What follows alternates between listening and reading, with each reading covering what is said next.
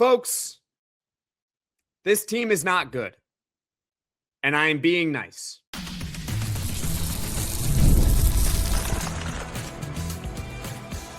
You are Locked On Syracuse, your daily podcast on the Syracuse Orange, part of the Locked On Podcast Network, your team every day.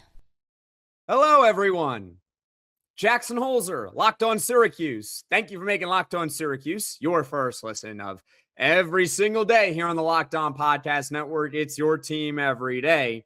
Always free and available wherever you get your podcasts. On today's show, it's a post-game reaction to Syracuse. Did you think I was going to say win? No. Syracuse lost to Virginia Tech at home 76-74. What now for Syracuse basketball? I don't know. Just wait. Be patient. This team is not good. Can we start there? That they're just not a good basketball team, top to bottom.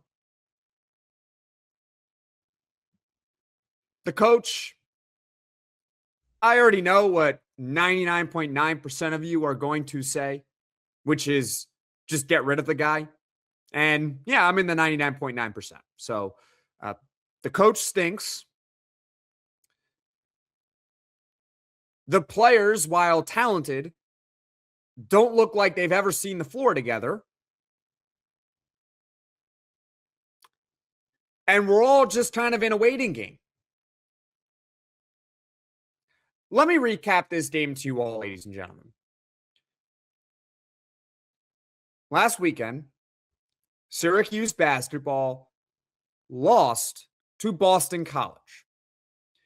At the time of that loss, like right before they lost that game, Syracuse was on the very outer edge of the tournament bubble.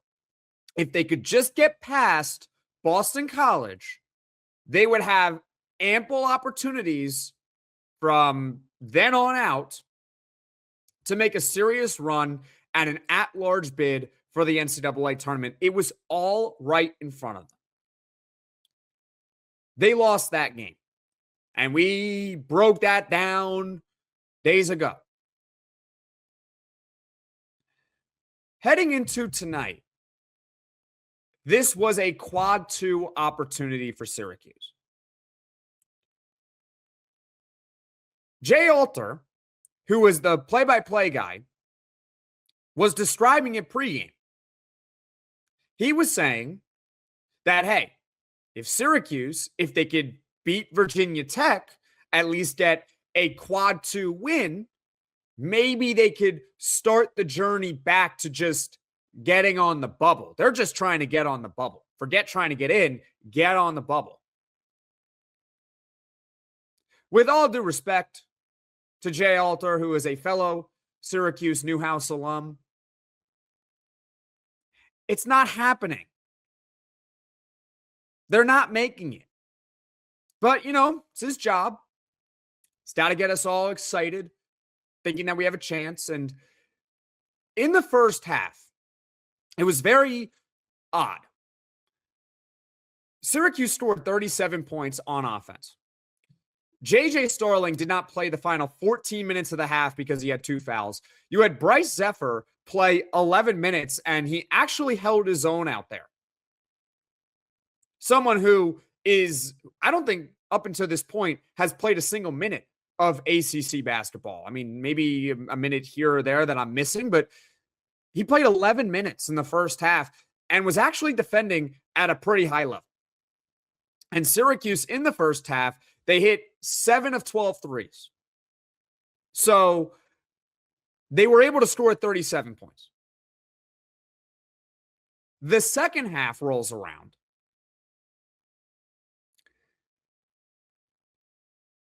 I don't understand Syracuse's half-court offense. I don't understand it. Can someone that is smarter than me, I'm genuinely asking, explain it for all of us in the comments section below right now? Please do it. What is Syracuse doing on offense in the half court? Because here's how I would describe it. There's 5 guys. They stand around. Nobody moves unless they have the basketball. Sometimes they don't move when they have the basketball.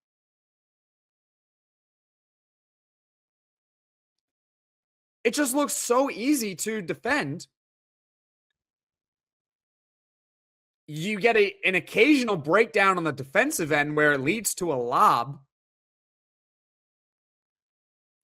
But from what I see from Syracuse, the only way they're able to generate an offense is when they're able to play with pace and get out in transition.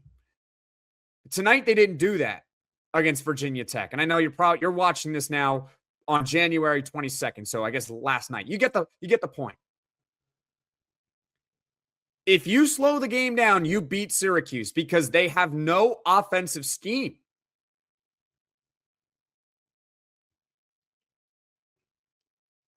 It's not like Virginia Tech is the 96 Bulls. This is a team that coming into this game was bottom 5 in the ACC in points allowed per game. So they're not exactly a great defensive team. But Syracuse made it look that way.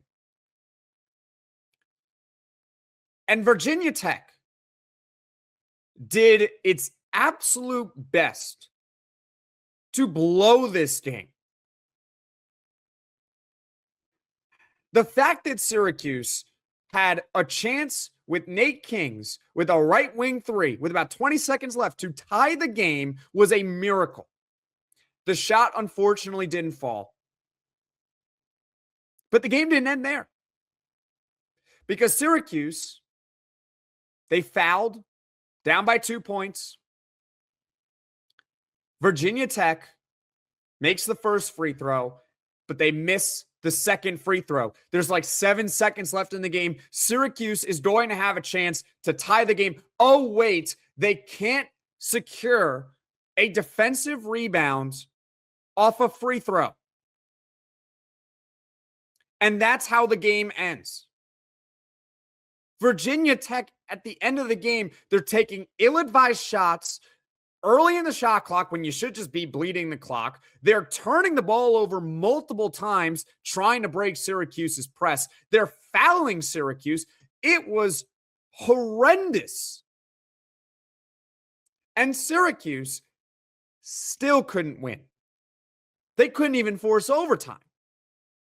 So what really happened was that the game, which should have ended 20 minutes earlier in actual real time, it went longer into the evening, and it was just a waste of time because Syracuse couldn't even get the miracle. The score reads 76-74 because, of course, Nait George, with no time on the clock, hits a 3. Good for him.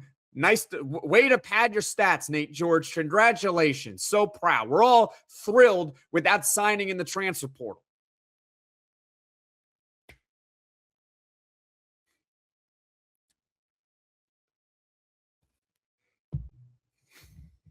You guys have thoughts? I mean, comment in the comments section below. Feel free. I'm going to tease it later on in the podcast, I promise. But later on in the week, we will do a podcast going over future coaching candidates. That is if Syracuse does the right thing and they fire Adrian Autry as soon as humanly possible. Coming up, we'll talk, I guess, a little bit about that. Adrian Autry and his job and more about this game. So stick with me here on this very happy, thrilling edition of Locked On Syracuse. Tax season doesn't have to take over your life. This year, TurboTax is making it easier than ever to just hand things off and move on with your day. With TurboTax Full Service, you can have your taxes done for you by a trusted local expert, start to finish, without the stress or guesswork. It's a huge time saver and gives real peace of mind knowing an expert is handling it. For a limited time, you can have your taxes done by a local TurboTax expert for just $150 all in. If a TurboTax expert didn't file for you last year, just file by February 28th. Take taxes off your plate and get back to your life. Visit TurboTax.com/local to book your appointment today. Locked on Syracuse, I'm Jackson Holzer. Once again, post-game reaction to Syracuse basketball's 76-74 loss to Virginia Tech. Folks, is this rock bottom? Comment your thoughts right now in the comments section below, because I'm thinking back to a lot of Syracuse losses, and unfortunately, there's been a lot of Syracuse losses since the last time this team has made the tournament. This might be rock bottom. This might be the most dejected that I have felt about this program. Whether you agree with me, disagree with me, I mean, feel free to comment your thoughts right now in the comments section below. I think with Boston College and that loss, it was more anger. It was more frustration. It was more, you're so much more talented. You spend probably so much more money on your team and you still can't beat Boston College. And I'm still mad about that loss. I don't care that Boston College actually won another game. They beat Pitt. Terrible loss. This one just kind of leaves you feeling like what? Kind of makes me feel a little empty. Genuinely. And I got to shout out all of you who actually stayed up and watched the entirety of this basketball game.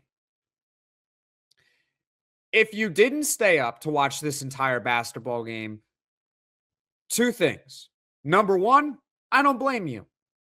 I'm not judging you. I completely understand if you did not watch because you're disgusted, if you did not watch because you thought the game was over, whatever the case may be, it's too late, you fell asleep. I don't blame you, okay? I'm not judging against you. I just want to shout out all of you who did stay through and watch the entirety of the game. Number two, if you didn't watch the game, the final score does not reflect about how this game actually went. And I kind of described it to you in the first segment of this show. First half, they were winning. Didn't really feel all great, but they were winning. So you give credit for that. And in the second half, they were terrible. They were putrid. Virginia Tech looked 10 times better. And if not for Virginia Tech executing horrifically towards the end of the game, trying to gift Syracuse an opportunity to force overtime, chance after chance after chance, Virginia Tech walks away with a double-digit win after trailing by 7.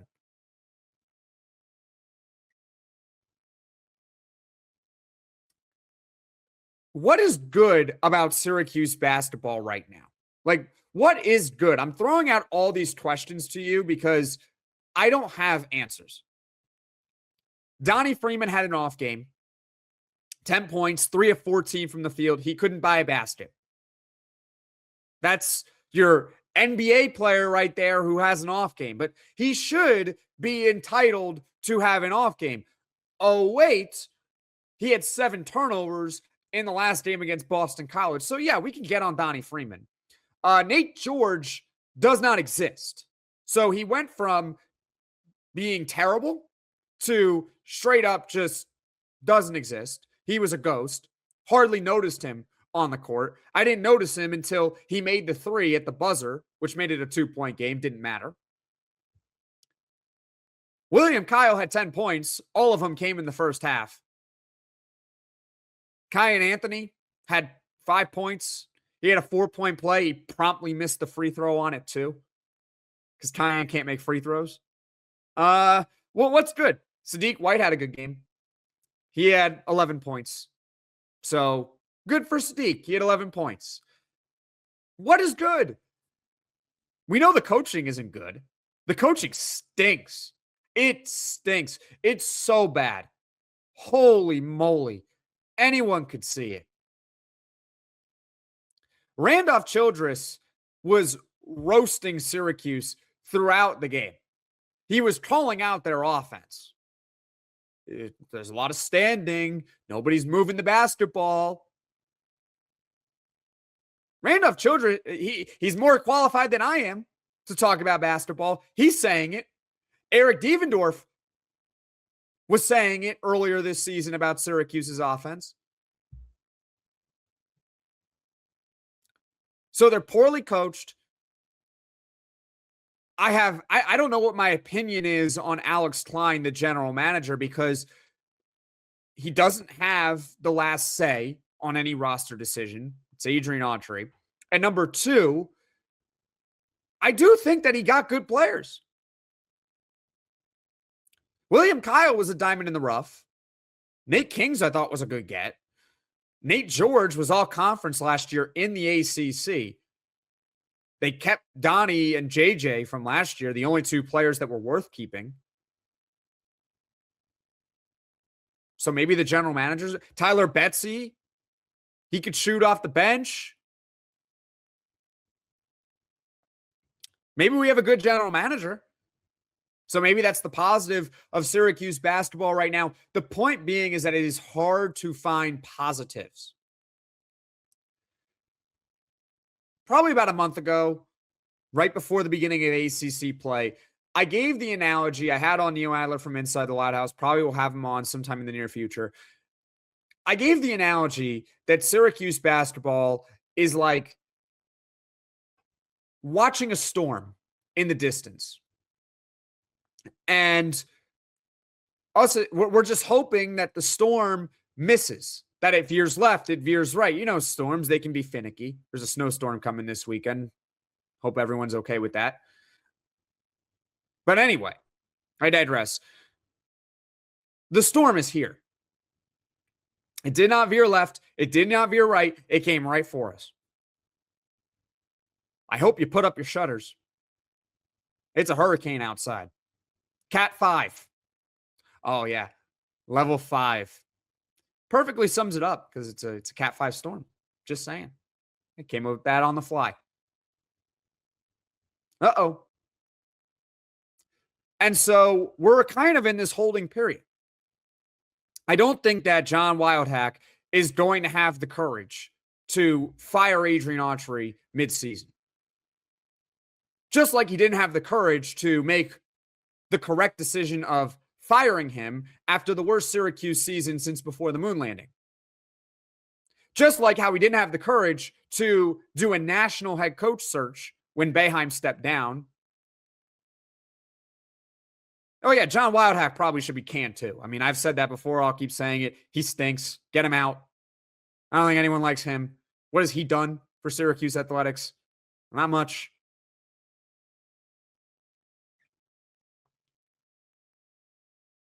You got any positive takeaways? The athletic director stinks.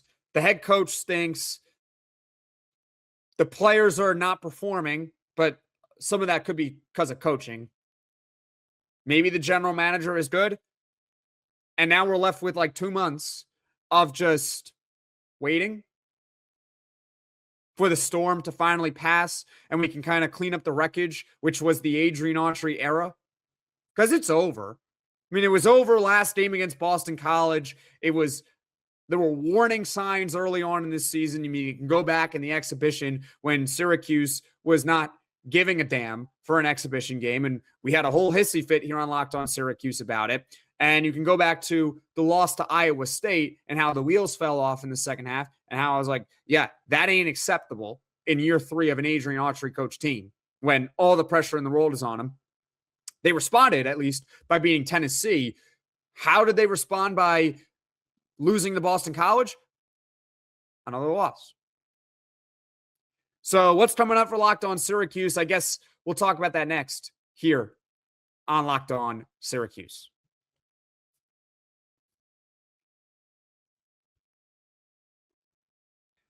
Locked On Syracuse. I'm Jackson Holzer.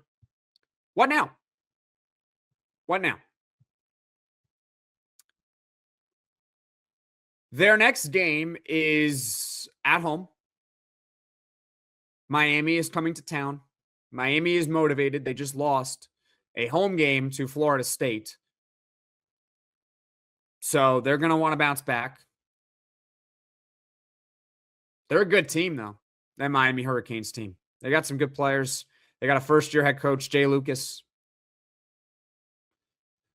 Miami, despite the loss this week against Florida State, I guess the silver lining is that they're another example of how a program can turn around. Right? They're an example of another program that can turn around. After Miami, you have at NC State. Thankfully, it's only a 7 p.m. game on a Tuesday. NC State, I mean, they lost at home to Georgia Tech. Will Wade starting to kind of feel it a little. And look at what they just did. They go on the road and they defeat Clemson. So hats off to them. They're a good team. That's Syracuse's next two opponents. Miami at home, at NC State. You thought it was going to get easier? That's why the season's done. Because, yeah, they have all the opportunities. What evidence do we have that Syracuse is going to be able to take advantage of them? Yes, theoretically, they could beat Miami at home. Are they going to? Probably not. Theoretically, they can go on the road and beat NC State. Quad one game. Are they going to? Probably not. I mean, I'll give Syracuse a puncher's chance next Saturday at home against Notre Dame because they got the clown Micah Shrewsbury coming to town, their head coach. He sucks. Oh, my God. He's like Adrian Autry. They both. Oh, my goodness. If you had a coaching tandem, those two, ooh, bad. Bad. So maybe you can get a win there. But after that, it's at North Carolina. Good luck. At Virginia. Good luck.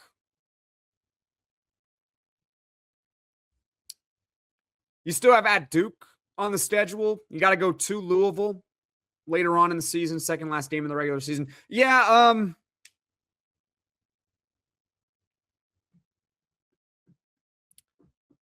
we're just in a holding period right now, ladies and gentlemen. I mean, we'll still do post-game reaction shows, but genuinely, this is what we got. They brought back Adrian Autry for year 3. And our biggest fear came true, which is that they were going to bring back Autry for year 3, and nothing was really going to change. They're still not very good. They're better than last year, which says nothing. They beefed up NIL. I keep going back to the fact that they had the worst season in program history since before the moon landing. And the only coach that they decided to change was the strength and conditioning coach.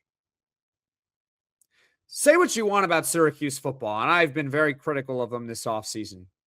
But that's beyond, I think, the issues with Syracuse basketball. Maybe we'll touch on Syracuse football on a future podcast. But anyway, at the end of this season, Fran Brown, what did he do?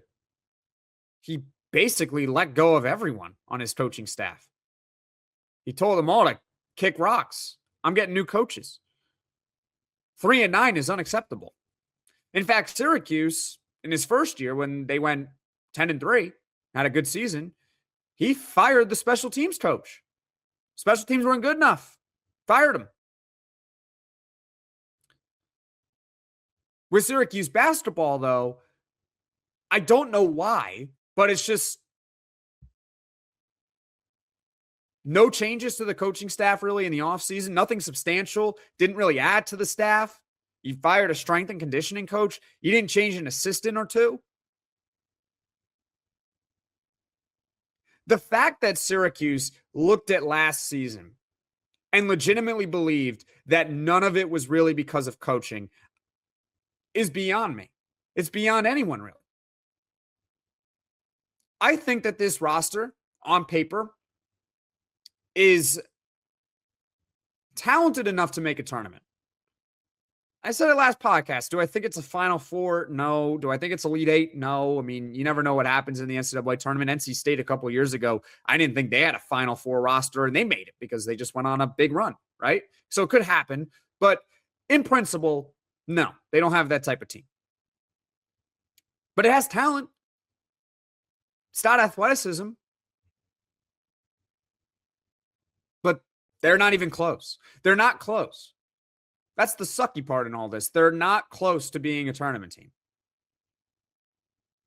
So comment your thoughts right now in the comments section below. Bonus points if you can make me feel better about this season. I mean, the optimism is that, hey, after this season is over, there's another season. It'll be a new staff.